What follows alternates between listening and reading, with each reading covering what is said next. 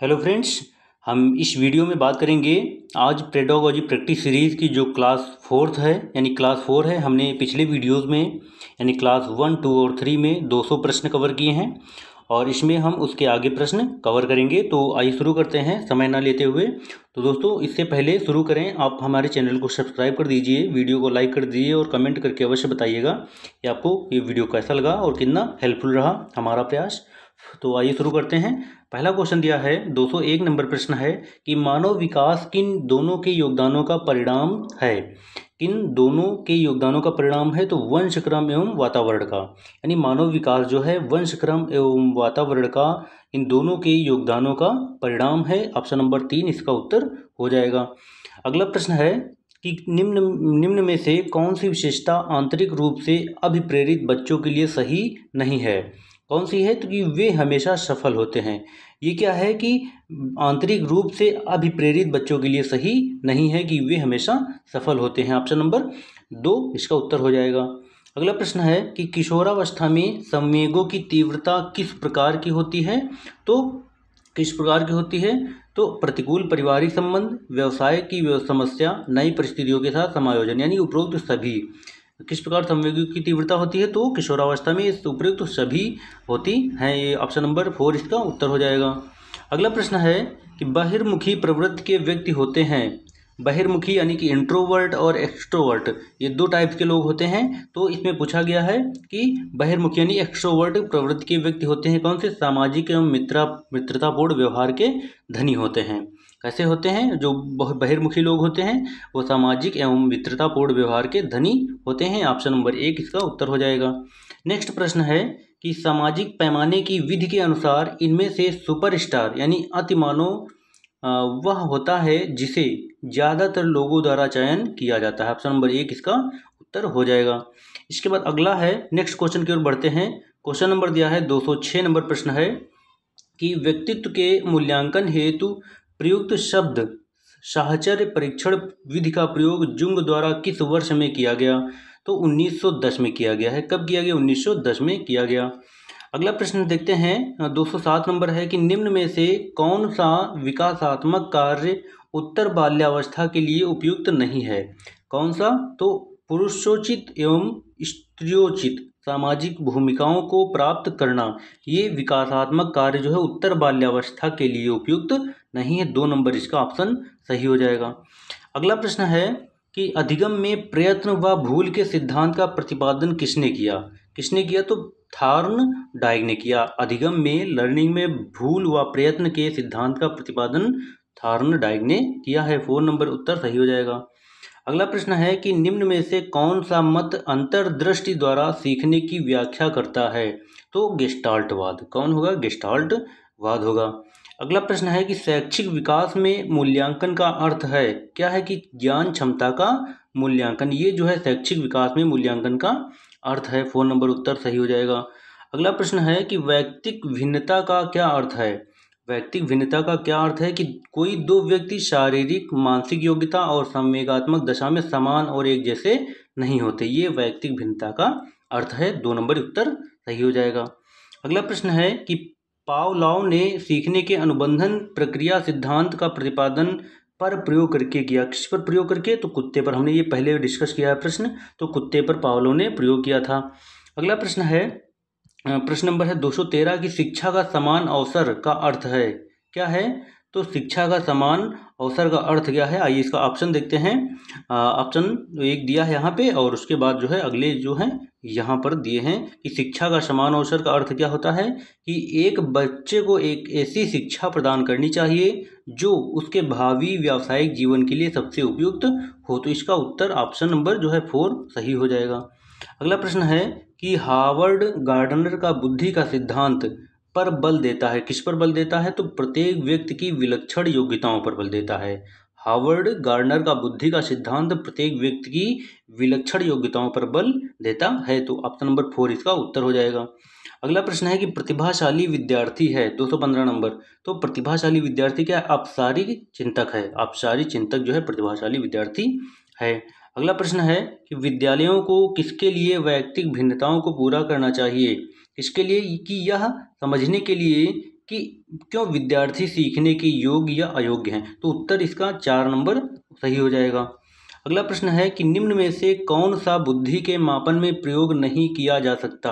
कौन सा, तो विद्यार्थी की शिक्षक का ध्यान आकर्षित करने की योग्यता जो है, इसको क्या है, बुद्धि के मापन में प्रयोग नहीं किया जा सकता। ऑप्शन नंबर 3 उत्तर सही हो जाएगा। अगला प्रश्न है कि निम्न में से कौन सा मूल्यांकन का प्रकार नहीं है, तो ऑप्शन नंबर 1 मानक जो है मूल्यांकन का प्रकार नहीं है। और अगला प्रश्न है 219 है कि शैशव काल की अवधि है कितनी होती है। शैशव काल जो होता है जन्म से 2 वर्ष तक का होता है। शैशव काल जब शिशु होता है, बच्चा जब शिशु होता है यानी कि जन्म से 2 वर्ष तक, वो शैशव काल की अवधि होती है। अगला प्रश्न है 220 नंबर प्रश्न देखते हैं कि कक्षा अध्यापक ने राघव को अपनी कक्षा में अपने कीबोर्ड पर स्वयं द्वारा तैयार किया गया मधुर संगीत बजाते हुए देखा। कक्षा अध्यापक ने विचार किया कि राघव में बुद्धि उच्च स्तरीय थी। कौन सी बुद्धि, तो संगीतमय बुद्धि क्या थी, उच्च स्तरीय थी। तो ऑप्शन नंबर 3 संगीतमय बुद्धि उत्तर हो जाएगा। अगला प्रश्न है कि सृजनात्मकता मौलिक परिणामों को अभिव्यक्त करने के लिए मानसिक प्रक्रिया है। यह कथन है किसका है, तो क्रो एवं क्रो का ये कथन है। 4 नंबर ऑप्शन सही हो जाएगा। अगला है विकास का अर्थ है। विकास का अर्थ क्या है कि अभिप्रेरणा एवं अनुभव के फलस्वरूप होने वाले परिवर्तनों की उत्तरोत्तर श्रृंखला, ये विकास का अर्थ होता है। अगला प्रश्न है कि मनोविज्ञान की बहिर्दर्शन विधि के जनक हैं। कौन है, तो जेबी वाटसन को मनोविज्ञान की बहिर्दर्शन विधि का जनक कहते हैं। अगला प्रश्न है कि शिक्षा मनोविज्ञान ने स्पष्ट व निश्चित स्वरूप कब धारण किया, तो कब धारण किया, 1920 में। शिक्षा मनोविज्ञान में स्पष्ट व निश्चित स्वरूप 1920 में धारण किया, तो ऑप्शन नंबर 2 सही हो जाएगा इसका। अगला प्रश्न है कि कोल्सनिक शिक्षा मनोविज्ञान का आरंभ किससे मानते हैं। किससे मानते हैं, तो अरस्तु से। किससे मानते हैं, अरस्तु से मानते हैं। 1 नंबर उत्तर सही हो जाएगा। अगला प्रश्न है 226 नंबर है कि सीखना किससे प्रभावित होता है, तो सीखना जो है प्रेरणा से प्रभावित होता है। ऑप्शन नंबर इसका 4 सही हो जाएगा। अगला प्रश्न है कि जिन यानी कि जो साइकोलॉजी शब्द है वो जिन 2 शब्दों से मिलकर बना है वह है। कौन है, तो साइकी और लोगोस। साइकी और लोगोस जो है ये साइकोलॉजी शब्द बना है, इन 2 शब्दों से मिलकर बना है। तो ऑप्शन नंबर 1 उत्तर सही हो जाएगा। अगला प्रश्न है कि खेल को ऐच्छिक तथा आत्म प्रेरित क्रिया किस मनोवैज्ञानिक ने बताया, तो किसने, स्टर्न ने बताया। ऑप्शन नंबर 2 सही हो जाएगा, स्टर्न इसका उत्तर हो जाएगा। अगला प्रश्न देखते हैं, प्रश्न नंबर है 229 नंबर है कि निम्न में से समाज मिति विधि के प्रणेता हैं। कौन है, तो जे.एल. मोरेनो जो है समाज मिति विधि के प्रणेता हैं। और बालकों में खेलों से विकसित होने वाली शक्तियां हैं। कौन सी, तो उपरोक्त सभी शक्तियां हैं, शारीरिक मानसिक व सामाजिक की। तो उपरोक्त सभी उत्तर सही हो जाएगा इसका। अगला प्रश्न है कि मारिया मॉन्टेसरी पद्धति में शिक्षा किस माध्यम से दी जाती है। किस माध्यम से दी जाती है, तो उपरोक्त सभी, जिसमें गीतों द्वारा, खेलों द्वारा और उपहारों द्वारा। तो ऑप्शन नंबर 4 उपरोक्त सभी द्वारा दी जाती है, उत्तर सही हो जाएगा। अगला प्रश्न है 232 है कि निम्न में से अधिगम का सिद्धांत नहीं है। कौन सा, तो डॉपलर सूझ का सिद्धांत जो है ये अधिगम का सिद्धांत नहीं है। बाकी संबंधवाद का सिद्धांत, अनुकूलित अनुक्रिया का सिद्धांत और पुनर्बलन का सिद्धांत, ये सभी क्या है, अधिगम के सिद्धांत हैं। और सिर्फ डॉपलर सूझ का सिद्धांत अधिगम का सिद्धांत नहीं है। अगला प्रश्न है कि वह प्रथम अमेरिकी मनोवैज्ञानिक जिसने पशुओं पर सर्वप्रथम प्रयोग किए कौन थे, तो थॉर्नडाइक थे। किस पर प्रयोग किया था, तो कुत्ते पर किया था। किस पे, कुत्ते पर प्रयोग किया था। आगे बढ़ते हैं नेक्स्ट क्वेश्चन की ओर कि निम्न में से कौन सा मनोवैज्ञानिक का मनोविज्ञान बंध मनोविज्ञान या संयोजनवाद कहलाता है। तो कौन सा कहलाता है, आप लोग इसका जो है ऑप्शन जो है 4 दिए हैं, हल दिया है, स्किनर दिया है, कोहलर व थॉर्नडाइक दिया है। इसका उत्तर जो है आप लोग कमेंट सेक्शन में अब इसका उत्तर दीजिए कि ये बंध मनोविज्ञान या संयोजनवाद कहलाता है, किसने दिया था। आगे बढ़ते हैं नेक्स्ट क्वेश्चन की ओर। गेस्टाल्ट के सिद्धांत का शिक्षा में अनुप्रयोग है। क्या है, शिक्षा में अनुप्रयोग ये उपरोक्त सभी हैं जिनमें 1, 2 और 3 ये तीनों ऑप्शन सही हो जाएंगे। अगला प्रश्न है कि सक्रिय अनुबंध का निम्नलिखित में से शिक्षा में कौन सा अनुप्रयोग नहीं है। कौन सा नहीं है, तो व्यवहार को अपेक्षित रूप देना, ये ऑप्शन इसका सही हो जाएगा। अगला प्रश्न है कि एक आदर्श अध्यापक में पाया जाने वाला गुण है। कौन सा, लोकतंत्रात्मक दृष्टिकोण, विषय वस्तु पर अधिकार, बाल मनोविज्ञान का ज्ञान। यानी कि ये सभी उत्तर सही हो जाएंगे, यानी कि ये सभी गुण जो हैं एक आदर्श अध्यापक में पाए जाते हैं, पाए जाने वाले गुण हैं। अगला प्रश्न है कि चिंतन संज्ञानात्मक पक्ष में एक मानसिक क्रिया है, यह कथन किसका है? तो ये कथन रास का है। किसका है? रास का ये कथन है। अगला प्रश्न है, आगे की ओर बढ़ेंगे, कि यह आवश्यक नहीं है कि उच्च बुद्धि लब्धि वाले बच्चे में भी उच्च होंगे। किसमें? सृजनशीलता में। यानी कि जरूरी नहीं है कि उच्च बुद्धि लब्धि वाले बच्चे जो है सृजनशीलता में भी उच्च होंगे। ये उत्तर एक सही हो जाएगा। अगला प्रश्न है कि अहम निर्देशित होता है किसके द्वारा? वास्तविकता सिद्धांत द्वारा अहम निर्देशित होता है। 2 नंबर इसका उत्तर सही हो जाएगा। अगला प्रश्न है कि मनोवैज्ञानिकों के अनुसार निम्न में से किस विधि द्वारा मूल प्रवृत्तियों में परिवर्तन लाया जा सकता है? तो किस विधि द्वारा? तो मार्गांतरीकरण द्वारा, मार्गांतरीकरण के द्वारा लाया जा सकता है। ऑप्शन नंबर 2 सही हो जाएगा। अगला है कि खिलौनों की आयु कहा जाता है किसको? तो पूर्व बाल्यावस्था को, पूर्व बाल्यावस्था को खिलौनों की आयु कहा जाता है। ऑप्शन नंबर 2 उत्तर सही हो जाएगा। अगला प्रश्न है कि निम्न में से कौन सा एक माध्यमिक विद्यालय की कक्ष में शिक्षक की भूमिका का सर्वोत्तम या उचित वर्णन करता है? कौन? तो ऑप्शन नंबर 3 जो चर्चाओं के अवसर उपलब्ध कराना, ये उत्तर सही हो जाएगा। आगे बढ़ते हैं नेक्स्ट क्वेश्चन की ओर, कि बच्चों के अधिगम को सुगम बनाने के लिए अध्यापकों को एक अच्छे कक्षाई परिवेश का सृजन करने की आवश्यकता है। इस प्रकार के अधिगम परिवेश बनाने के लिए दिए गए कथनों में से कौन सा कथन सत्य नहीं है? कौन सा कथन सत्य नहीं है? तो ऑप्शन नंबर 1 शिक्षकों के अनुसार कार्य करना, ये सही नहीं है। ऑप्शन नंबर 1 इसका उत्तर हो जाएगा। अगला प्रश्न है कि छात्र स्वाभाविक रूप से प्रेरित होते हैं, 245 नंबर। तो आइए देखते हैं ऑप्शन इसका। छात्र स्वयं प्रेरित होते हैं किसके लिए? नवीनता का पता लगाने के लिए। ऑप्शन नंबर 2 नवीनता का पता लगाने के लिए छात्र स्वयं प्रेरित होते हैं। अगला प्रश्न है कि निम्न में से किसको छोड़कर सभी बुद्धिमत्ता परीक्षण के उदाहरण हैं? किसको? बैल स्केल्स को, बैल स्केल्स को छोड़कर सभी बुद्धिमत्ता परीक्षण के उदाहरण हैं। ऑप्शन नंबर 3 सही हो जाएगा इसका।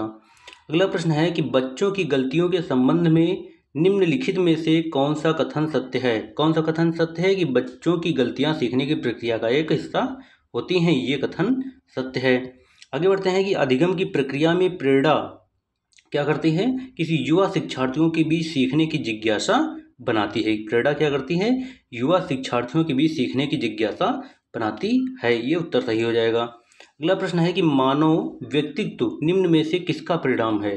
तो किसका है? तो आनुवांशिकता और पर्यावरण के बीच संबंध का। मानव व्यक्तित्व आनुवांशिकता और पर्यावरण के बीच संबंध का परिणाम है। आगे बढ़ते हैं 250 नंबर प्रश्न की ओर, कि अभिप्रेरणा और अधिगम के बारे में निम्न में से कौन सा कथन, एक जो कथन है वो सही है?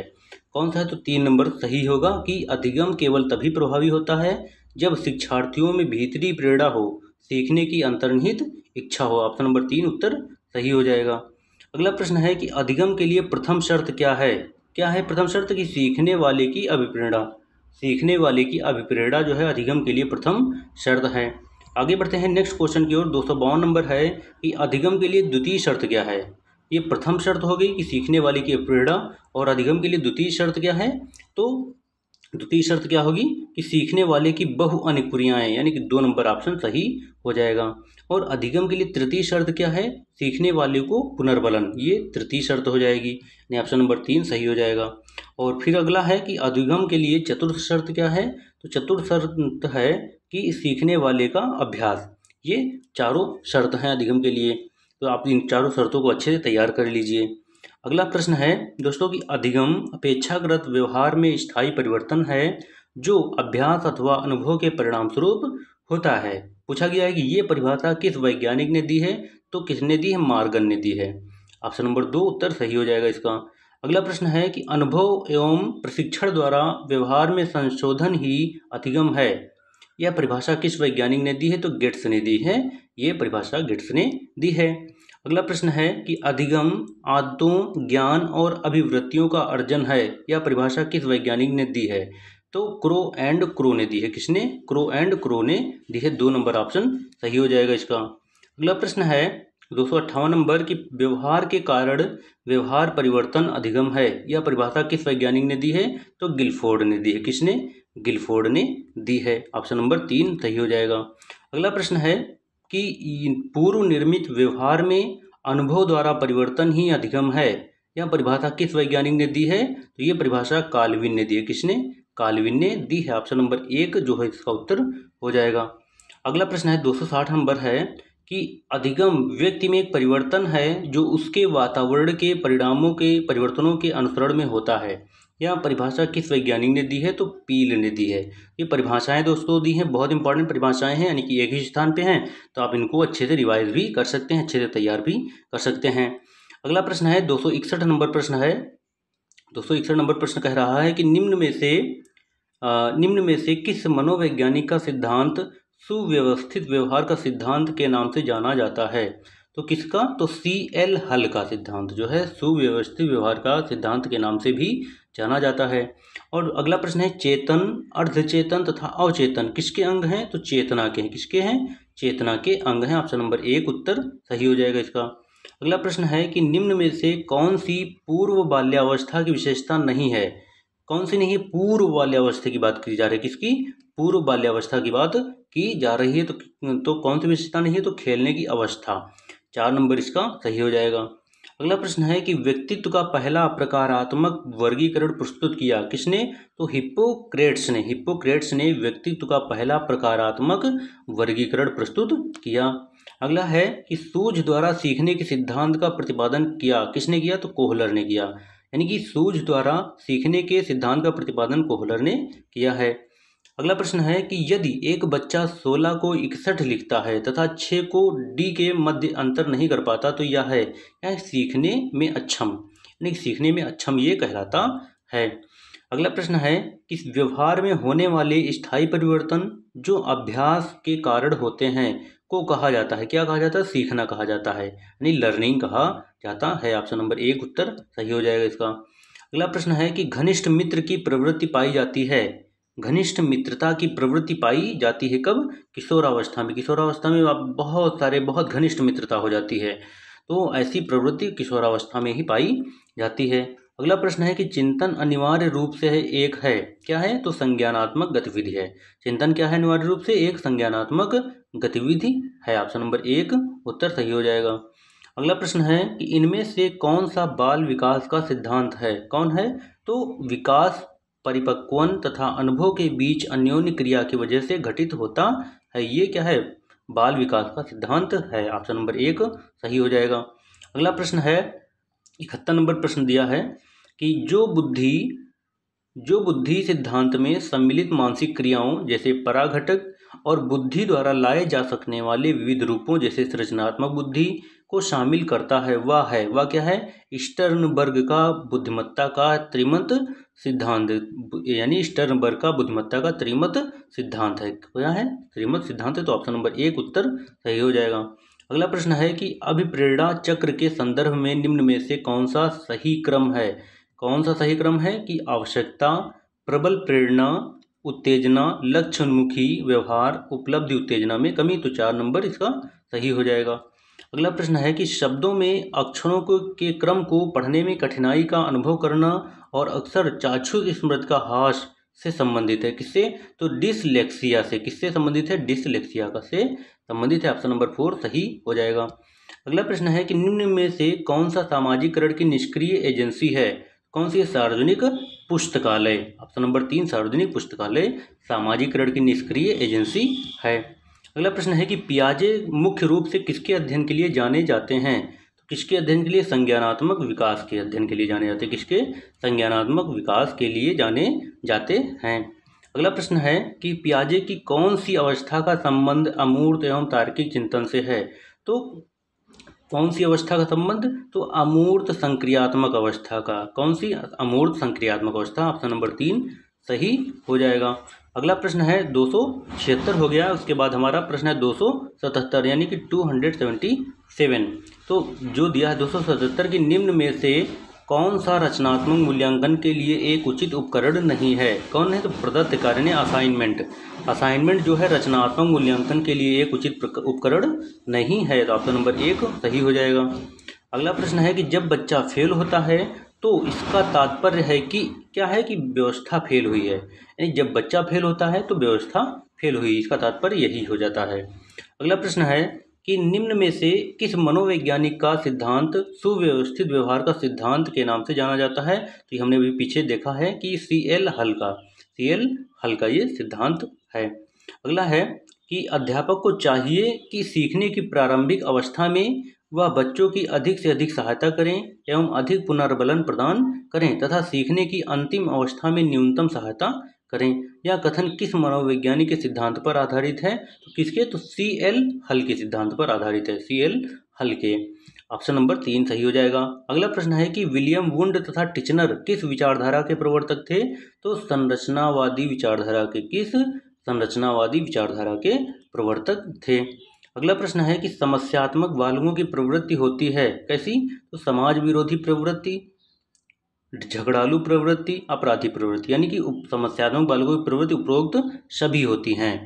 अगला प्रश्न देखते हैं कि सबसे पहले मनोवैज्ञानिक प्रयोगशाला किस देश में स्थापित हुई?